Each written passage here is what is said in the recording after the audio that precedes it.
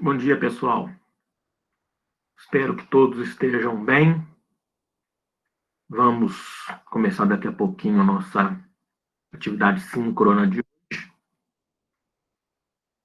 com a nossa unidade 1.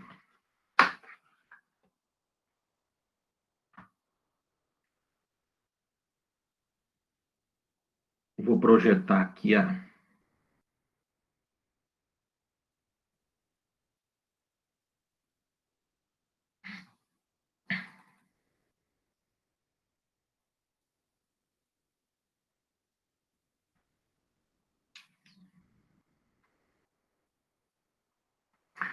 Muito bem.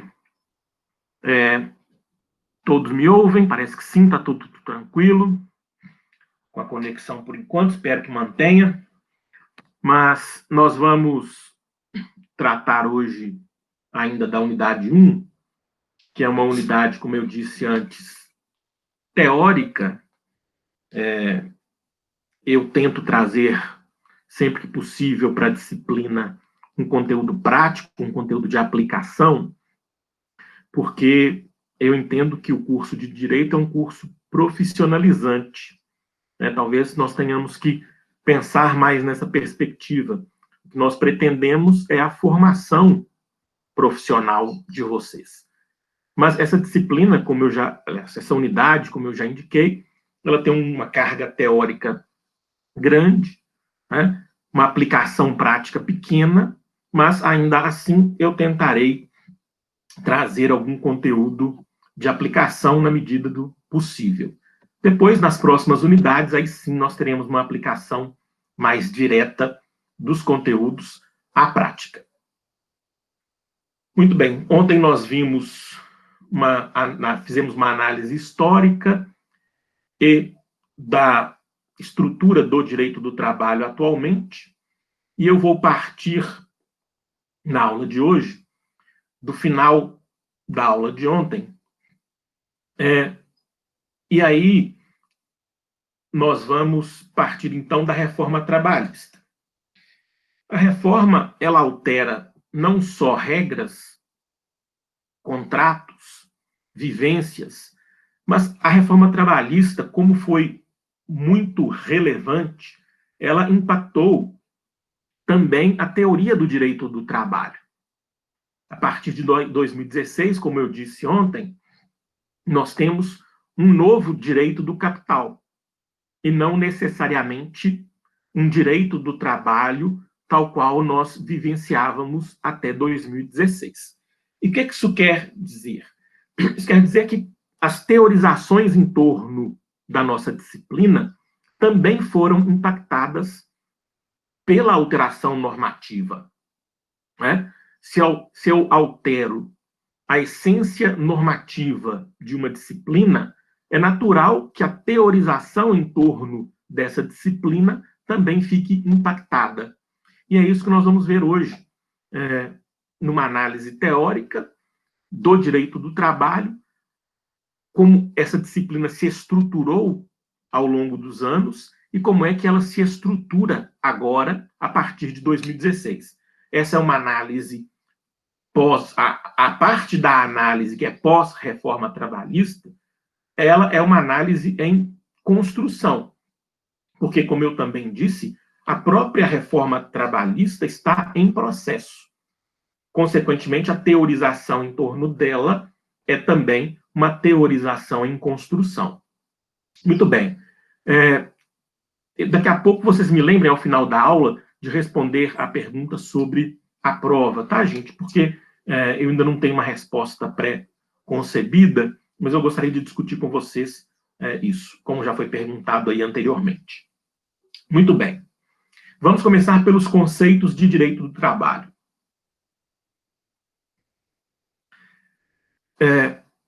O conceito melhor de direito do trabalho é aquele que você constrói, entende, internaliza. Eu nunca valorizei muito nas minhas disciplinas um aprofundamento conceitual dos institutos ou da própria disciplina. Eu não costumo, já respondendo inicialmente, historicamente, nos meus 20 anos de sala de aula, eu não costumo perguntar na prova, nas avaliações, sobre conceitos. Como essa disciplina é diferente, eu vou tratar disso com vocês depois, mas o conceito melhor é aquele que você consegue construir um entendimento acerca daquilo que você estuda. Então, eu não vou impor conceitos.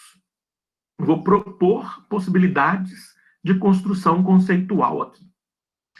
Então, nós temos, na doutrina do professor Maurício Godinho Delgado, 3 possibilidades de construção de conceito de direito do trabalho.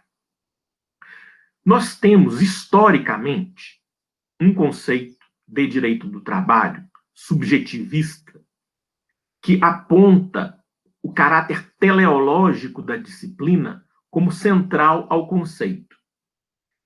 Se nós formos conceituar direito do trabalho até 2016, nós poderíamos dizer, numa perspectiva subjetivista, que direito do trabalho é um ramo jurídico destinado à proteção do sujeito que trabalha como empregado. Vejam que esse conceito simples, ele concentra a perspectiva na proteção ao empregado. Daí subjetivista, porque o sujeito trabalhador é o destaque, e mostra esse conceito subjetivista o caráter teleológico ou finalístico da disciplina. Qual era o caráter teleológico do direito do trabalho até 2016? Proteção à parte mais fraca da relação, proteção ao hipossuficiente, proteção ao empregado. Acontece que a partir de 2016 eu não consigo, pessoalmente, com tranquilidade, afirmar que o caráter teleológico do direito do trabalho permanece concentrado na figura do empregado. E eu já disse isso aqui. Nós vivemos um novo direito do capital. Então, eu, pessoalmente, tenho visto uma mudança no caráter teleológico, finalístico, que é facilitar a vida e o contrato para o patrão. De qualquer modo, nós vamos seguir a doutrina majoritária, nós vamos seguir a doutrina consagrada. Vamos afirmar que direito do trabalho, numa perspectiva subjetivista, é ramo jurídico especializado, tendente à proteção da parte mais fraca da relação, que é o empregado. Numa perspectiva objetivista, aí nós conseguimos trabalhar de modo igual antes e depois da reforma, porque um conteúdo ou um conceito objetivista não privilegia a pessoa, o sujeito, privilegia a relação jurídica, cuja categoria privilegia a relação jurídica empregatícia e privilegia a categoria básica do direito do trabalho, que é essa relação de emprego. Então, uma definição, um conceito objetivista terá a relação de emprego no centro da definição. E aí nós poderíamos propor que direito do trabalho é ramo jurídico especializado que regulamenta a relação empregatícia. Vejam aí que o destaque vai para a relação de emprego e não necessariamente para os sujeitos que compõem essa relação. Eu, ao longo da minha trajetória acadêmica, eu sempre preferi conceitos mistos, ou um conceito misto de direito do trabalho, que até 2016 afirmava a categoria básica, relação de emprego, e não desconhecia o sujeito da proteção trabalhista, que era essencialmente o empregado. Então, um conceito misto, ele traz para o centro da definição tanto a relação de emprego quanto a proteção ao sujeito mais fraco. Acontece que hoje, pós-2016, nós teremos a necessidade de temperar ou de estabelecer uma certa restrição no conceito misto em razão da perda da centralidade do sujeito trabalhador no direito do trabalho, na minha compreensão teórica. Então, o que é que nós poderíamos definir como direito do trabalho numa perspectiva mista? Nós podemos definir como conjunto de normas, e aí eu incluo regras e princípios, e institutos que disciplinam a relação jurídica de emprego com proteção mínima ao trabalhador enquanto parte hipossuficiente da relação. O trabalhador continua sendo parte hipossuficiente da relação, obviamente. O que aconteceu a partir de 2016, o que vem acontecendo, é que a proteção destinada ao hipossuficiente está cada vez menor. Nós teremos oportunidade nas duas disciplinas de demonstrar essa redução da esfera protetiva com muitos detalhes.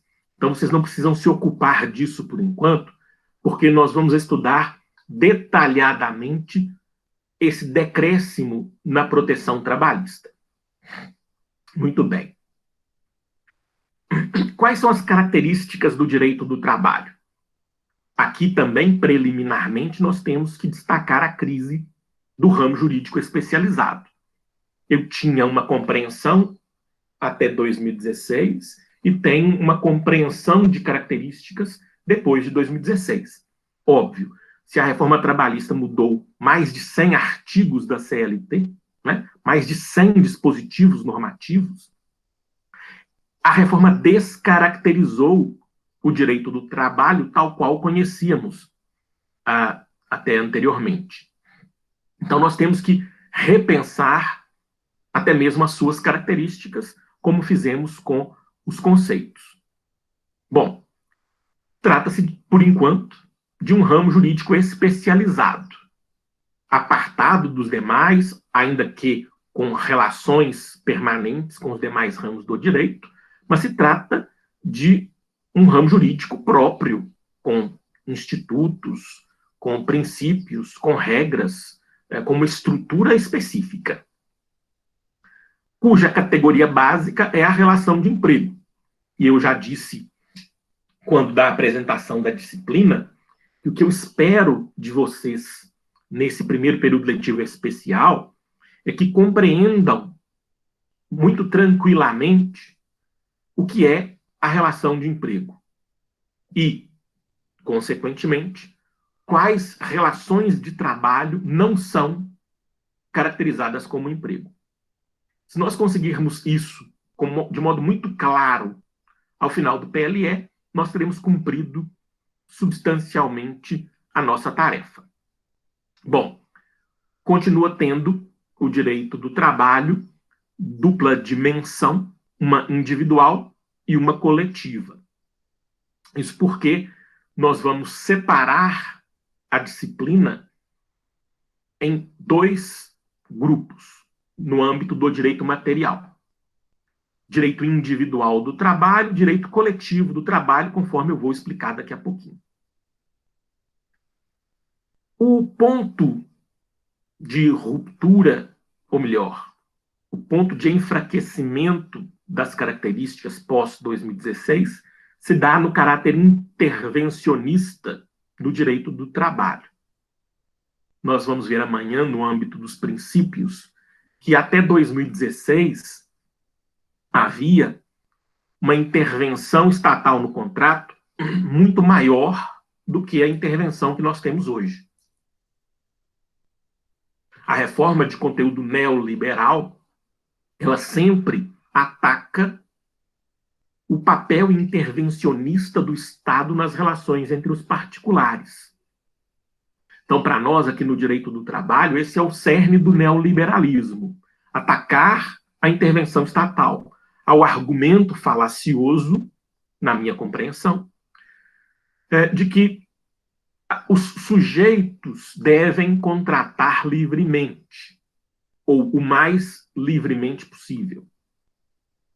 Então, esse é o ponto de enfraquecimento do direito do trabalho intervencionista que eu vou destacar também ao longo das duas disciplinas. O direito do trabalho, eu quero chamar a atenção para esse ponto, ele é cosmopolita. Por isso eu coloquei a imagem da OIT aí, até para chamar a atenção de vocês para pesquisar um pouco sobre a OIT. A OIT foi criada no âmbito das Nações Unidas, no início do século XX, então Liga das Nações, no pós-Primeira Guerra Mundial, com um objetivo muito claro: construir padrões normativos básicos, mínimos, para todos os países do mundo. Então, se existe uma agência da ONU que quer criar normas internacionais do trabalho, é óbvio que o direito do trabalho é cosmopolita, ou seja, não é jabuticaba, não é criação de brasileiro. Mas vocês vão ouvir discursos nesse sentido. O direito do trabalho é algo que inviabiliza o capitalista brasileiro. O direito do trabalho inviabiliza a indústria nacional, como se fosse algo criado, desenvolvido e só aplicado no Brasil. O que não é verdade. Existe direito do trabalho no mundo inteiro, porque existe relação capital-trabalho no mundo inteiro. É óbvio que cada país pode construir e constrói o seu direito do trabalho com especificidades, é natural. Decorre da cultura jurídica de cada país.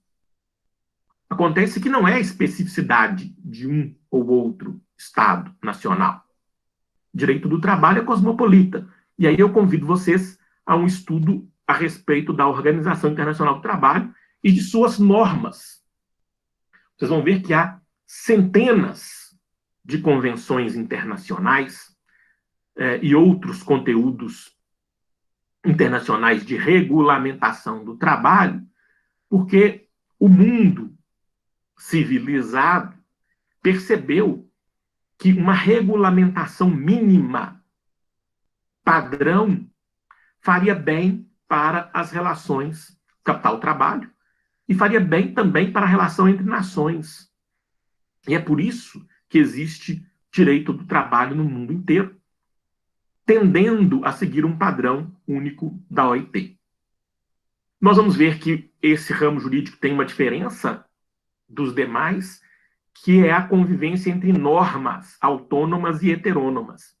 Normalmente nós estudamos nas outras disciplinas jurídicas normas jurídicas estatais apenas, códigos, leis. Aqui no direito do trabalho, cada vez mais nós temos uma prevalência das normas autônomas, normas jurídicas, portanto gerais, erga omnes, pro futuro, normas criadas pelo particular. Então, esse conteúdo, essa característica diferencia o direito do trabalho dos demais ramos, e nós vamos discutir muito isso aqui, principalmente depois que a CLT estabeleceu a prevalência do negociado sobre o legislado. Por fim, eu já falei sobre o caráter teleológico, que até 2016 tinha centralidade no direito do trabalho, por privilegiar abertamente uma das partes da relação, dada a sua hipossuficiência. E eu falarei sobre isso amanhã, quando formos discutir o princípio da proteção. Bom, qual é a abrangência interna da área trabalhista? Nós temos, como já vimos e veremos muito detalhadamente, uma categoria básica, que é a relação de emprego. Toda a estrutura de direito do trabalho se constrói em torno da relação de emprego. Fora da relação de emprego, a regra geral é a de inexistência de direitos trabalhistas. Uma regra geral que comporta poucas exceções, mas nós vamos analisar em que consiste essa relação de emprego, que é o centro do direito do trabalho. A partir dessa constatação, a doutrina estrutura ou divide o direito do trabalho internamente. O que nós vamos cuidar aqui é só de direito material do trabalho, nas duas disciplinas, direito do trabalho 1 e direito do trabalho 2. E aí eu chamo atenção para a imagem do símbolo lá do meu site, que é direitodotrabalhoessencial.com.br. Lá você tem conteúdo de direito material do trabalho, exclusivamente de direito material do trabalho. Eu não cuido, eu não pesquiso outros temas no direito do trabalho. Há outros autores que cuidam disso, obviamente, eu cuido especificamente, estudo especificamente direito material, que se divide, por sua vez, em individual e coletivo. Na disciplina DIR 574, que é essa aqui, Direito do Trabalho 1, nós vamos cuidar só de direito individual do trabalho. Na disciplina DIR 575, que é Direito do Trabalho 2, nós vamos ver tanto o direito individual do trabalho quanto o direito coletivo do trabalho, também conhecido como direito sindical. A diferença, o nome já indica, não é? No direito individual, nós vamos analisar a relação entre empregado e empregador. No direito coletivo, nós vamos analisar a relação entre sindicatos, especificamente, sindicato patronal e sindicato de trabalhadores, e também a relação entre sindicato de trabalhadores e empregadores. Mas, no direito coletivo, o cerne do conteúdo a ser analisado é o direito sindical. Temos também direito internacional do trabalho, que nós vamos tangenciar aqui, não é o nosso objeto, quando falarmos de OIT, né, de Organização Internacional do Trabalho. Vocês poderão ver conteúdos de direito internacional do trabalho nas disciplinas de direito internacional do trabalho que são oferecidas aqui no Departamento de Direito da UFOP. Por fim, também há no direito do trabalho uma área de direito público, que eu não cuido minimamente, mas vocês também verão. Direito processual do trabalho, direito administrativo do trabalho e direito penal do trabalho em outras disciplinas que não DIR 574, DIR 575. Bom, a doutrina também trata da natureza jurídica do direito do trabalho, e esse foi um debate que no século passado gerou divergências e que hoje tende a se estabelecer um consenso em torno de uma natureza jurídica de direito privado para o direito do trabalho em perspectiva material. Ou seja, quando tratamos de direito material do trabalho, nós posicionamos esse ramo jurídico no âmbito do direito privado. Por quê? Nós podemos afirmar que o direito material do trabalho se posiciona no âmbito do direito privado a partir da definição que nós construímos anteriormente. Direito do trabalho como ramo jurídico especializado, que estabelece normas e institutos concernentes à relação de emprego. Então, a partir das definições de direito do trabalho, nós conseguimos uma classificação do direito material do trabalho que nos permite afirmar seu posicionamento no direito privado. Bom, como é que nós definimos essa natureza jurídica? O professor Maurício Godinho Delgado aponta dois critérios: o critério do interesse e o critério da titularidade, que aqui podem ser vistos conjuntamente. Bom, os interesses envolvidos na relação de emprego são interesses privados. Férias, 13º, FGTS, exercício do poder. Esses temas interessam aos sujeitos empregado e empregador. A titularidade também nesse âmbito da relação de emprego, os titulares da relação são sujeitos privados, empregado e empregador.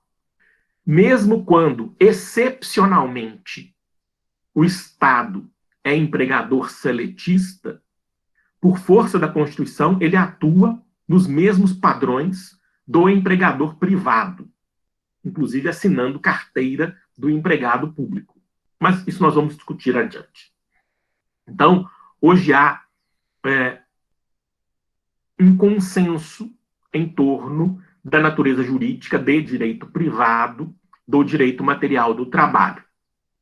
O que não acontece, obviamente, com o direito público do trabalho, mas isso não é objeto da nossa análise. Há apenas um doutrinador dissidente relevante, que é o professor Jorge Luiz Souto Maior, que estabelece um tercius, né, um terceiro. Diz que não é nem público nem privado e diz que direito do trabalho é direito social, que não se adequa nem à classificação de direito público, nem à classificação de direito privado. Digo isso apenas para sinalizar para quem quiser ler sobre isso, mas majoritariamente nós temos um consenso em torno do direito do trabalho como inserido no âmbito do direito privado. Embora seja ramo jurídico especializado, autônomo, é claro que o direito do trabalho mantém relações com outros ramos e outras ciências. E aqui eu destaco a imagem do nosso grupo de estudos de direito do trabalho, porque a minha preferência no grupo é estudar o que as disciplinas obrigatórias do DEDIR não estudam. A minha preferência é por não repetir, obviamente, nos estudos do grupo, conteúdos de sala de aula, porque senão seria, ao meu sentir, perda de tempo em razão de já ter estudado conteúdo em sala. Então, a minha perspectiva, sempre que possível, é trazer para o grupo de estudos as relações do direito do trabalho com outras ciências e com outros ramos do direito, para que nós possamos discutir esse tema da relação capital-trabalho numa perspectiva diferente, que obviamente contribui para o conhecimento do direito do trabalho, mas que não é necessariamente o conteúdo da disciplina obrigatória. E isso tem funcionado. Eu aproveito aqui para convidar vocês para acompanhar as páginas do GEDIT nas redes sociais, como fizeram ontem Nicole e Lorena. Aproveito também para convidar vocês para as reuniões do grupo, quando nós retornarmos às nossas atividades presenciais. E eu espero muitíssimo que isso se dê já em 2021, março, é a minha esperança. Bom, é óbvio que o direito do trabalho mantém estreita relação com o direito constitucional. Afinal de contas, nós vamos ver daqui a pouco, a Constituição de 1988 teve o grande papel de reposicionar o direito do trabalho no ordenamento jurídico brasileiro, dando a ele status de direito fundamental. Então, consequentemente, qualquer conteúdo normativo que nós temos que estudar, esse conteúdo normativo ele tem que ser visto sob o crivo de constitucionalidade. Ele tem que ser visto na perspectiva de sua adequação à ordem constitucional, que, aliás, é tudo o que não faz o legislador reformista, é tudo o que não faz, ordinariamente, infelizmente, o poder judiciário. Também discutiremos isso. Tudo quase toda a nossa análise normativa aqui na disciplina terá um cuidado da abordagem constitucional, principalmente das regras reformadas. Nós vamos ver que a grande parte da regra seletista pós-reforma trabalhista não passa pelo crivo de constitucionalidade. Também há uma relação ainda entre direito civil e direito do trabalho.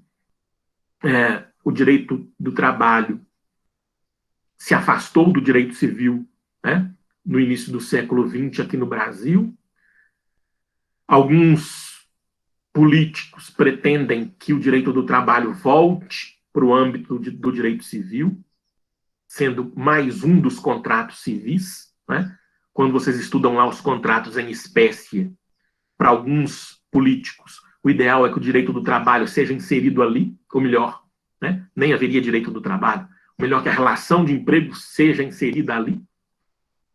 Mas a gente ainda tem pontos importantes de convergência com o direito civil, exemplificativamente no que diz respeito às teorias de responsabilidade civil, reparação do dano, dentre outros pontos.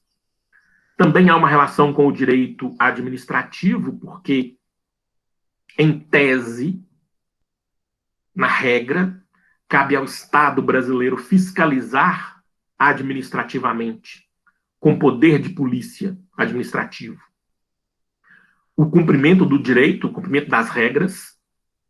Isso se dava até 2019 no âmbito do Ministério do Trabalho, criado por Getúlio Vargas na década de 30, e extinto pela primeira vez desde então pelo governo atual. Nós não temos mais direito, nós não temos mais Ministério do Trabalho. Mas ainda há fiscalização do trabalho, agora atrelada parte ao Ministério da Justiça, parte ao Ministério da Economia. Eu não sei exatamente como é que está isso, né? Eu não estudo o direito público, mas fato é que ainda temos uma relação com o direito administrativo em razão, principalmente, da fiscalização trabalhista. A nossa relação com o direito previdenciário, ela é talvez a mais clara no cotidiano. Se vocês forem atuar com o direito do trabalho, seja no estágio, seja na vida profissional, vocês vão ver que, embora você afirme, como é o meu caso, eu sou professor de direito do trabalho. Quando eu advogava, eu dizia, eu sou advogado trabalhista e só. Grande parte das perguntas, das consultas que nos chegavam, eram referentes ao direito previdenciário. As pessoas acham que é a mesma coisa. Por quê? Porque parte significativa, ou quase todo o sustento, o custeio da Previdência decorre da relação de emprego, né? E muitos direitos previdenciários decorrem de uma relação de emprego pré-existente. Daí essa confusão. Na maior parte dos casos, um direito previdenciário decorre de ter havido antes uma relação de emprego. E aí as pessoas acham que é a mesma coisa, mas é claro que a relação é frequente. Também já citei aqui a relevância do direito internacional, com destaque para a OIT, que é a Organização Internacional do Trabalho, e aqui nós vamos citar, ao longo do estudo, algumas de suas convenções mais importantes. Agora, o que eu gosto mesmo lá no GEDIT é de discutir as relações de direito do trabalho com economia, filosofia, sociologia e história. Principalmente essas duas últimas análises lá no GEDIT, sociologia e história. Sociologia porque a sociologia do trabalho cuida da relação, pelo menos no meu sentir, de um modo muito melhor que nós cuidamos do direito, porque nós só cuidamos da aplicação da regra. Já a sociologia quer saber como é que essa regra interfere na vida. Se essa regra está sendo aplicada efetivamente, se uma regra melhora ou piora a vida da pessoa, né? Então, a sociologia consegue ir no âmago da relação ao sentir como é que a regra causa, a regra e a relação impactam, a regra e a relação, na vida cotidiana. E eu prefiro, confesso, essa análise lá no GEDIT. Quisera eu ter mais tempo para poder cursar sociologia lá na graduação. Quem sabe um dia, né? Mesma coisa com a história. E aí, história, principalmente em razão da nossa vida em Ouro Preto. Não dá para passar por Ouro Preto sem ser impactado pela história, né? E aí, com destaque para a história do trabalho. A história do trabalho de Ouro Preto e Mariana é uma história riquíssima, riquíssima, e a gente consegue ver isso, né, no ambiente das duas cidades. Semana que vem eu mostro para vocês aqui o novo livro do GEDIT. Todo ano o GEDIT lança um livro, desde que foi criado, né, a partir de 2010, criado em 2016, mas 17, 18 e 19 nós já temos os nossos livros, e agora vem o próximo livro do GEDIT, que se chama Marcas do Ouro Preto, que conta histórias de vida e de trabalho em Ouro Preto e Mariana, e em alguns artigos de modo mais abrangente na região dos Inconfidentes ou do Quadrilátero Ferrífero. Eu gosto muito de estudar isso e convido vocês também a esse estudo.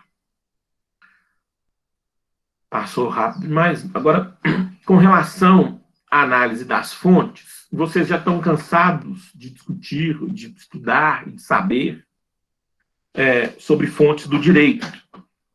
Desde lá do primeiro período, provavelmente, vocês estudam fontes do direito, né? E aqui o que nós vamos brevemente trabalhar é a mesma ideia. Fontes no sentido de origem das normas jurídicas. Eu gosto muito, como eu disse, da análise das fontes materiais, que são aqueles fatores que conduzem à construção da regra jurídica. Por que é que nós temos uma regra jurídica pós-2016 tão concentrada na proteção do patrão? Por que é que o Estado brasileiro escolheu, resolveu, decidiu, a partir de 2016, romper com o modelo até então consolidado para construir um modelo totalmente novo? Por que isso aconteceu? Porque houve, no âmbito do poder político, influência econômica, sociológica e filosófica. Essas influências em torno de um ideário neoliberal. Então, o que é que conduziu à construção da regra trabalhista em 1943? O que conduziu foram fatores também econômicos, sociológicos, políticos, filosóficos, que levaram Getúlio Vargas à consolidação das leis do trabalho. E isso vocês podem estudar na história. Ontem, no fórum, discutindo com alguns colegas, resolvi postar mais textos sobre a história e mais referências bibliográficas para quem quiser aprofundar nessa construção, ou melhor, nessa análise histórica. Mas sempre são fatores econômicos, sociológicos, políticos, filosóficos, culturais, que conduzem à emergência de um tipo de norma. Lá em 43 era um modelo de intervenção, um modelo de proteção, um modelo de privilégio normativo ao hipossuficiente. Em 2016, outros fatores conduziram à emergência, à criação de um novo modelo normativo.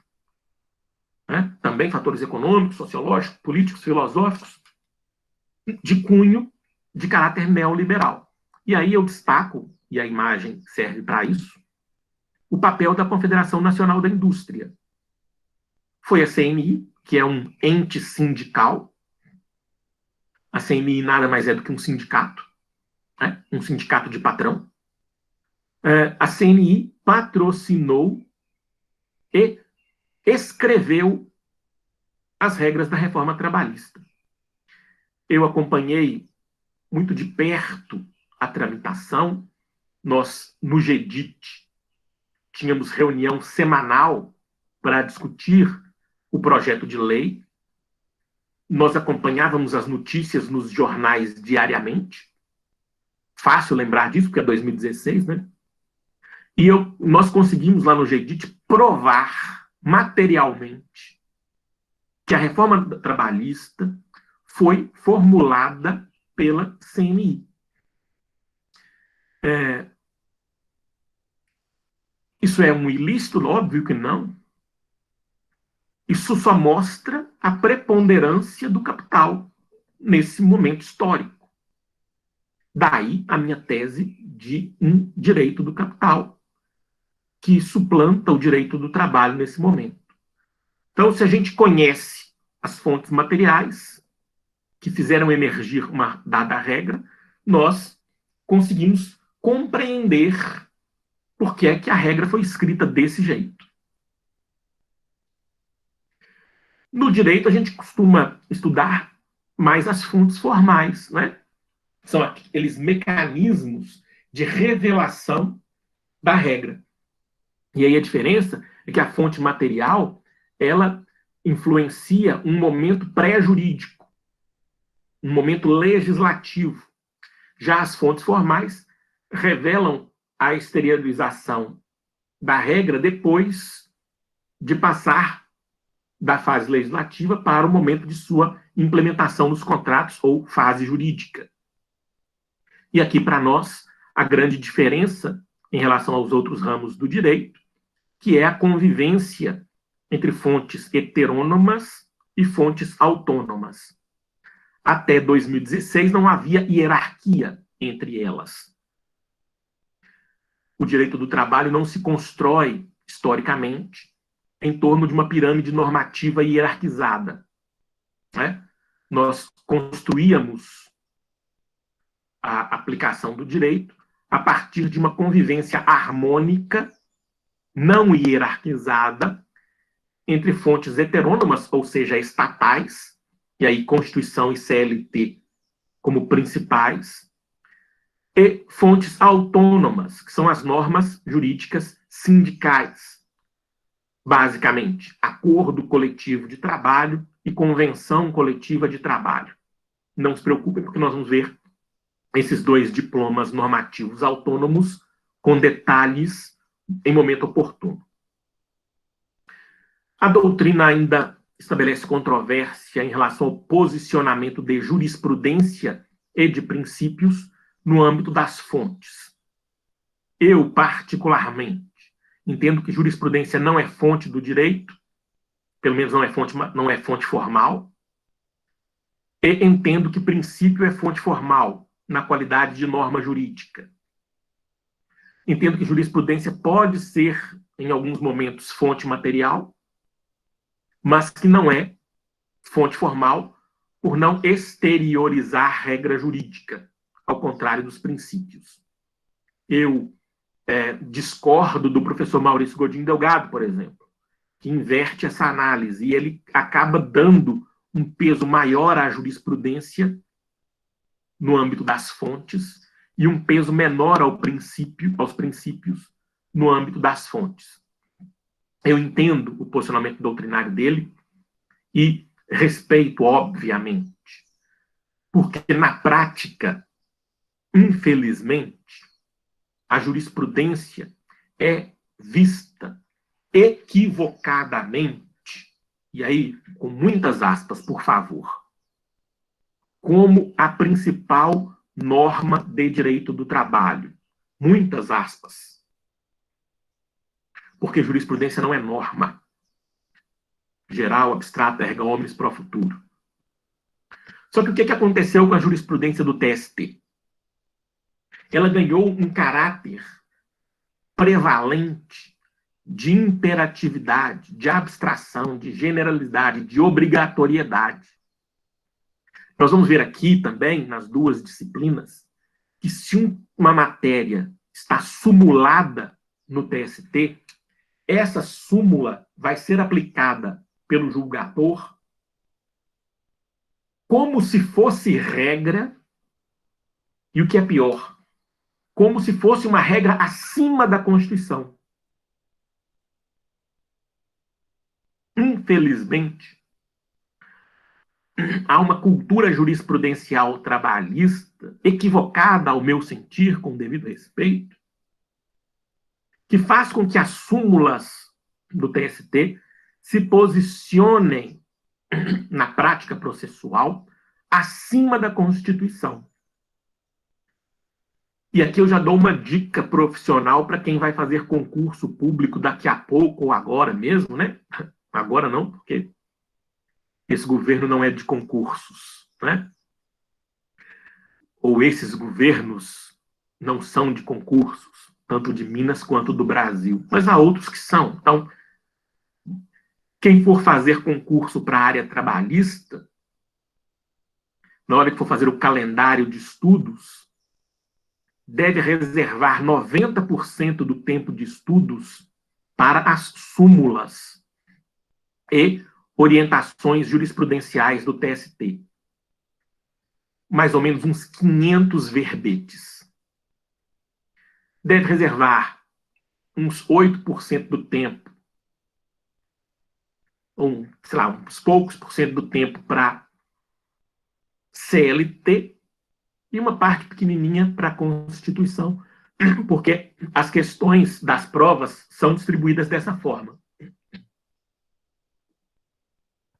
Pelo menos antes da reforma, não é? Depois, o TST ainda não reviu suas súmulas, mas vai fazê-lo. Bom, como eu disse anteriormente, também não há, ou não havia, até 2019, ou melhor, desculpem, até 2017, hierarquia entre normas jurídicas no âmbito trabalhista, com a minha ressalva pessoal à Constituição.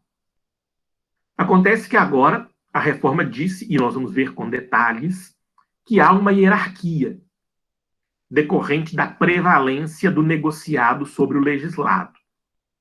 Se a regra estabelece prevalência, ela estabelece uma hierarquia, ou seja, no ápice da estrutura normativa trabalhista, nós temos, com base na regra, que reconhecer acordos e convenções coletivos de trabalho. Vamos discutir isso com detalhes mais adiante. Por fim, talvez tenhamos tempo, talvez não, mas outro tema que nós vamos analisar agora, com uma perspectiva prática um pouco maior, é o da aplicação do direito do trabalho no tempo e no espaço. Aqui também não há grande novidade em relação àquilo que vocês estudam nas outras disciplinas jurídicas. A regra geral de aplicação do direito do trabalho no tempo é a sua irretroação, né? Ou irretroatividade. A regra trabalhista não retroage. Isso tem sido importante hoje, porque quando nós vamos analisar um contrato de emprego que tenha uma duração mais ampla, nós vamos ver que esse contrato de emprego ele é impactado por duas normas jurídicas diferentes ao longo do tempo. Vamos imaginar um contrato de emprego que tenha sido firmado em 2005, em 2010. Em 2010. De 2010 a 11 de novembro de 2017, nós tivemos a incidência nesse contrato de uma norma seletista protetiva. Vou dar um exemplo, só para facilitar. Muito comum aqui na região dos Inconfidentes. É só exemplo, tá, gente? Vocês não precisam se preocupar com a regra, não. Chamada jornada itinerante, ou horas in itinere. Muito presente na mineração. Como as áreas de mineração são afastadas do centro urbano, a empresa da área de mineração normalmente busca os seus empregados no centro da cidade, em ônibus alugados por ela. O que acontecia, como regra geral, até 11 de novembro de 2017? O tempo de transporte desse empregado, de casa para o trabalho e do trabalho de volta para casa, esse tempo de transporte, ele era computado como tempo trabalhado. Nós vamos ver isso com detalhes lá na disciplina Direito do Trabalho 2. Então, o que isso fazia? Isso fazia com que o empregado fosse pago enquanto fosse transportado. Como se ele estivesse trabalhando. Lá no momento apropriado eu digo por que disso. Fato é que a reforma trabalhista, a partir do dia 11 de novembro de 2017, disse que não mais haveria o pagamento, ou melhor, o cômputo dessa hora na jornada. Agora imaginemos que o trabalhador ingresse em juízo para discutir todo o contrato. Vamos, por enquanto, tirar do espectro a prescrição. A gente fala sobre prescrição adiante. Nós vamos ter a incidência de duas normas diferentes naquele contrato em razão do tempo. De 2010 até 2017, paga-se a hora de transporte. De 2017 para frente, novembro de 2017 para frente, o juiz vai dizer que é improcedente o pedido de pagamento de hora de transporte. Aliás, isso não é novidade nenhuma para vocês que vêm estudando direito do trabalho nos últimos anos. Desculpe. Para vocês que vêm estudando direito nos últimos anos, essa é a regra geral e não precisava nem de tanta explicação. Bom, com relação à aderência contratual, a norma jurídica adere ao contrato a partir da entrada em vigor, da lei nova, sem efeito retroativo, e nós vamos ver que ela pode ser alterada a qualquer tempo por outra lei. E também veremos amanhã que, com relação às cláusulas contratuais que não decorram de expressão legal, essa análise é diferente. Porque, para alterar uma regra do contrato, sem mudança legislativa, existe uma regra, que nós vamos ver amanhã, que é a regra da inalterabilidade contratual lesiva.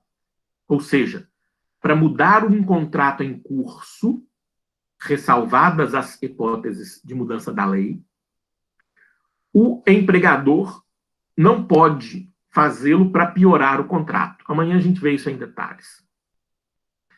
Também veremos adiante que, com relação aos acordos e convenções coletivos de trabalho, a aderência é a mesma da regra legal. Ou seja, firmado um novo acordo coletivo lá pelo sindicato, ele passa a incidir na relação a partir do seu registro e vai vigorar até que, findo o seu prazo, um pouco diferente em relação à norma. Antes era até que outra viesse a revogar, mas hoje é até que findo o seu prazo. Nós também discutiremos isso com detalhes adiante. Também não vou me ater aqui ao novo conceito de hipossuficiência, mas, aliás, eu já vou apresentar de uma vez. Houve uma novidade significativa na reforma trabalhista. Nós vamos ver amanhã que o direito do trabalho tinha na indisponibilidade um princípio inafastável. Ou seja, o empregado não poderia negociar com o patrão abaixo do patamar legal, mesmo que ele quisesse. E amanhã eu exemplifico melhor, mas só para apresentar. O que é que a reforma fez? Ela deu a um grupo de trabalhadores, um grupo diminuto, é verdade, um grupo reduzido, sim, mas deu a um grupo de trabalhadores a condição de negociar com o patrão, mesmo abaixo do conteúdo da regra seletista, ou mesmo contra a CLT. Quem são essas pessoas? São os trabalhadores que têm curso superior e que atuam em sua área de formação, e aqui eu vou usar os exemplos recorrentes dos engenheiros e dos médicos, que têm curso superior e que atuam como engenheiros e como médicos num contrato de emprego e que ganham pelo menos 2 vezes o limite máximo dos benefícios do regime geral de previdência social, que é algo em torno de R$ 12.000 por mês. Então, esse trabalhador que tem curso superior e que ganha bem, R$ 12.000 é ganhar bem nesse país, óbvio, ele pode negociar diretamente com o patrão contra o que está disposto na CLT, em temas que são elencados pela própria CLT. Essa é uma novidade, porque o trabalhador, porque ganha mais, pode dispor, pode abrir mão de alguns direitos. Essa é uma novidade que nós vamos discutir em momentos diversos do nosso curso. Por fim, e aí sim para terminar, a aplicação do direito do trabalho no espaço. Essa é uma discussão cada vez mais importante no mundo globalizado. O critério é aquele que vocês provavelmente já conhecem, porque é o critério que vale como regra geral de direito. É o critério da territorialidade. No Brasil, a regra geral é que quem quer que contrate emprego aqui segue a regra trabalhista daqui.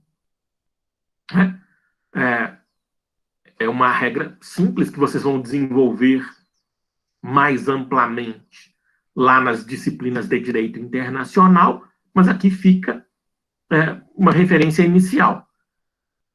Se o trabalho é prestado no Brasil, incide a regra brasileira, óbvio. Existe uma exceção que é da Lei 7064 de 82, alterada pela Lei 11.962 de 2009, que basicamente diz o seguinte: empregado brasileiro contratado no Brasil e transferido para trabalhar em empresa brasileira no exterior deverá optar pelo conjunto normativo mais favorável. Por que é que essa regra foi criada em 82? E aí o exemplo melhora a compreensão. Uma construtora brasileira ganhou uma concorrência para obras no Iraque. Saddam Hussein, à época, contratou uma construtora brasileira para muitas obras lá no Iraque. E essa construtora brasileira levou boa parte da mão de obra que já tinha aqui. Só que chegou lá,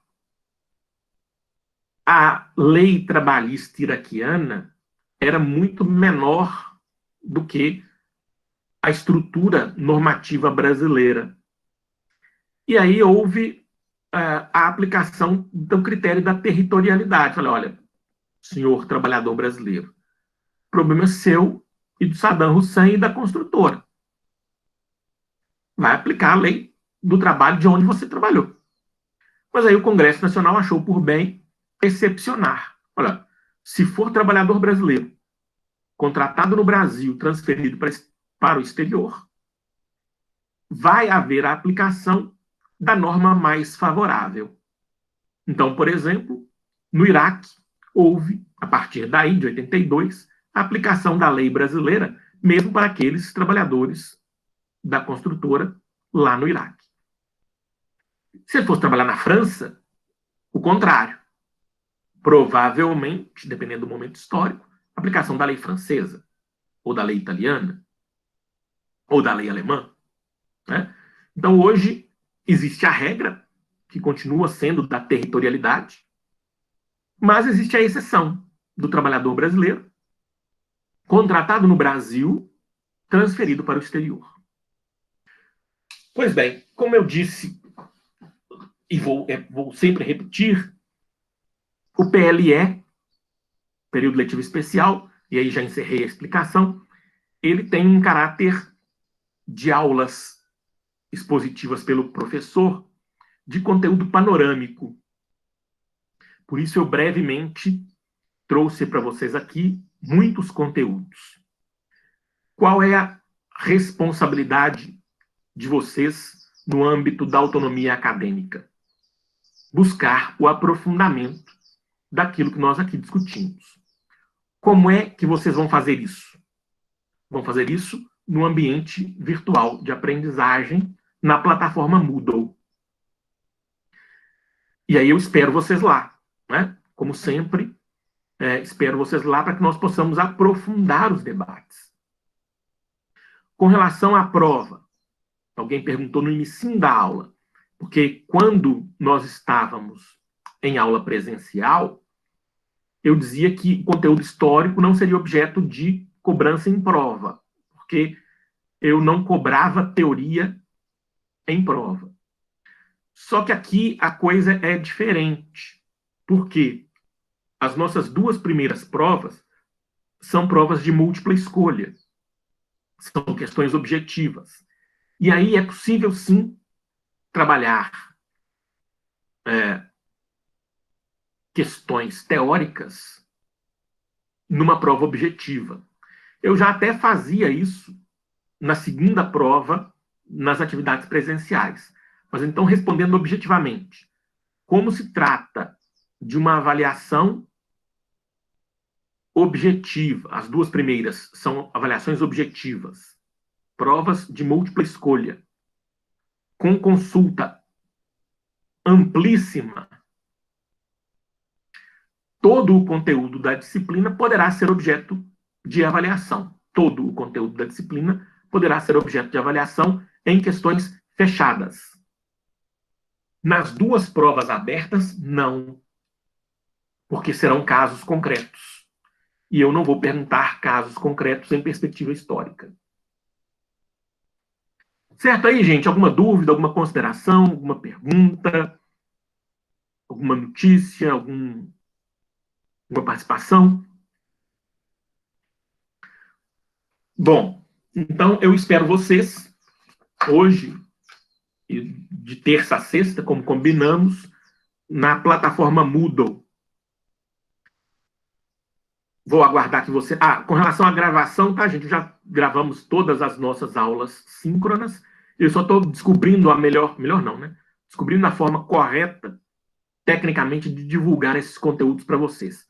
Vou ver se eu pego uma aula com o professor Federico, que já é especialista nisso, então o professor André, também, que é um sujeito multimídia. Muito bem. Então, muito obrigado, bom dia, bons estudos e até amanhã.